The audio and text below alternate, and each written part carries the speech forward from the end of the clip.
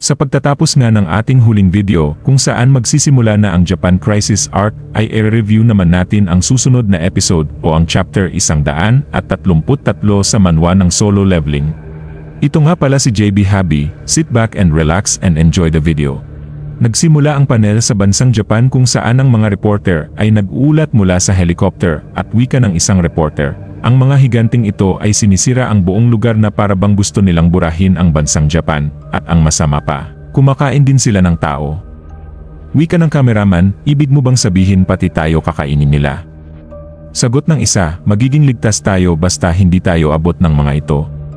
Dugtong nito, nga pala, tignan mo yung pinakamalaking higante doon, mag-isa niya lang binabantayan ang gate habang nagkalat ang iba nitong mga kasamahan. Hindi ko alam kung may hinihintay ito o binabantayan niya lang ito, hindi pa natin masasabi ngayon. Wika ng kameraman, para sa akin, ang bagay na yon ay parang hindi ito gumagalaw na para itong walang buhay. Ang ibig kong sabihin, mukha siyang buhay pero ang nilalang na ito ay parang isang makina na sumusunod sa isang program. Wika ng reporter, kung isa siyang makina, edi pwede rin siyang sirain gamit ang armas militar.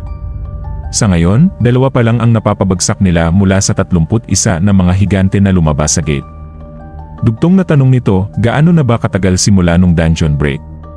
Sagot ng kameraman, 2 araw na ang nakakalipas, hindi ko rin alam kung mapipigilan pa natin sila bago pa nila masira ang buong Japan. Nalipat naman ang eksena sa opisina nila Jinwoo at sigaw ni Jinho, ano, pupunta ka sa Japan, sir? Dugtong nito, hindi mo ba nakita ang news, magkaiba ito kesa sa Jeju Island, hindi pa ako nakakakita ng ganoong kalaking halimaw. Wika ni Jinwoo, kung magiging matagumpay ito, mas magiging sikat ang Ajin Guild. Sa isip ni Jinwoo, laging may tiwala sa akin si Jinho pero ngayon tutol siya sa idea na ito, hindi ko rin siya masisi dahil sa sakunang nangyari. Wika ni Jinho, kung ganoon sir, sasama ako sayo. Gulat na wika ni Jinwoo, ano? Wika ni Jinho, sir, alam mo ba ang pagkakatulad ng Red Gate Incident, ang raid sa Jeju Island at nung nakaraang double dungeon? Sagot ni Jinwoo, ano yon? Iyak na wika ni Jinho, wala ako sa mga artikel na yon. Ang tanging bagay lang na maipagmamalaki ko ay kung paano kita laging ipinagtatanggol sa mga media. Medyo nakakahiyang aminin ito sa aking sarili, ngunit ikaw ang aking pinakamalaking pinagmumulan ng aking kasiyahan at pride. Wika ni Jinwoo, hindi ko akalain na maririnig ko ito sa isang rich kid na katulad mo. Wika ni Jinho, kaya gusto kong nasa tabi mo ako para sa malaking showdown, kaya gusto kong sumama sa'yo, sir. Wika ni Jinwoo, ba't hindi mo ito sinabi sa akin kanina pa? Gulat namang marinig ni Jinwoo nang sinabi ni Jinho na, naniniwala ako sa'yo sir, sigurado akong ayos lang ako basta ikaw. Napangiti lang dito si Jinwoo. Wika nito, binibiro lang kita, sino namang baliw ang pupunta sa Japan sa ganitong oras? Nagtaka naman dito si Jinho. Dugtong ni Jinwoo, sige na, mag-impake ka na at maaga tayong pupunta. Nag-aalala naman dito si Jinho. Sa isip ni Jinwoo habang naglalakad, bagamat hindi ako masaya sa paggamit ng aking Shadow Army, ang arkitekto ay kapantay ko lang ng lakas kahit nalagpas na ako sa level 100. Binuksan niya naman ang pintuan ng kanilang bahay at sa isip pa nito, ang mundo ay napakalaking lugar at sigurado akong marami pang mga hunters ang mas malakas pa sa akin. Wika ni Jinwoo sa kanyang ina, nakauwi na po ako. Masayang tugon ng kanyang ina, handa na ang hapunan. Tanong ni Jinwoo sa kanyang ina, asan si Gina? Sagot ng kanyang ina, hindi raw siya nagugutom. Sa isip pa rin ni Jinwoo, hindi rin naman ako isang superhero, hindi ko dapat lokohin ang sarili ko sa pag-isip na walang ibang makakalutas nito. Isa itong pagpili. Tama. Kailangan kong mamili. Naalala naman ni Jinwoo ang alok ni Chairman Yo. Ibinalik naman ni Jinwoo ang tseke at sagot nito sa chairman, patawad pero wala akong maitutulong sa inyo. Tanong ng chairman, kung ganoon, paano gumaling ang iyong ina?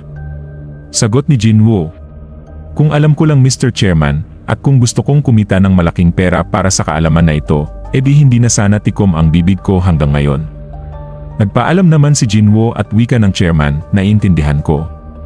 Sumakay naman si Jinwoo sa elevator at nakahinga ito ng maluwag.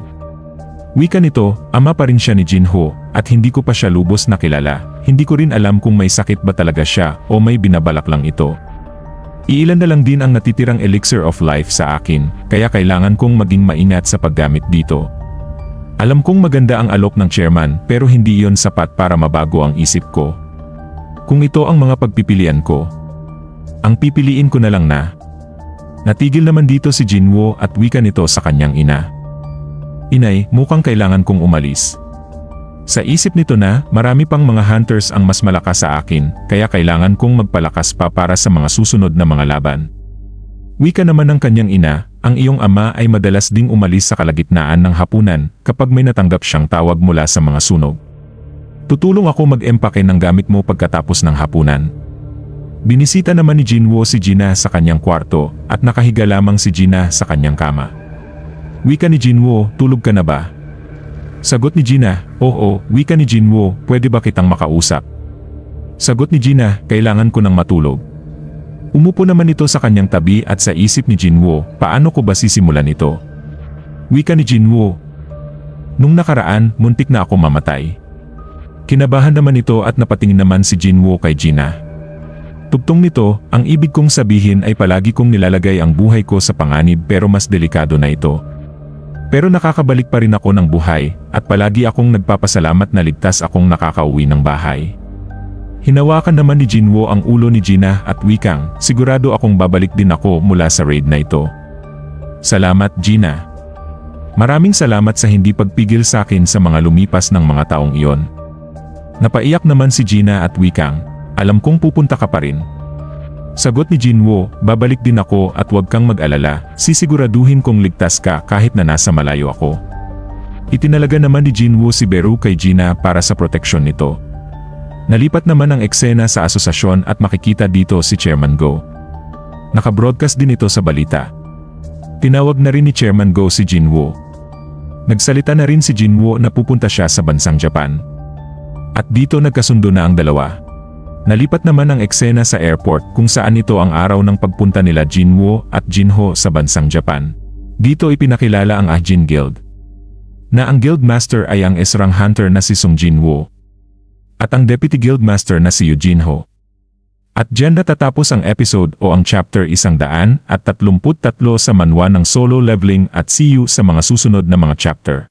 Kaya kung nagustuhan mo ang video na ito ay mag-like, comment at mag-follow ka na rin sa aking channel for more videos like this. Muli, ito nga pala si JB Habi, maraming salamat at peace out.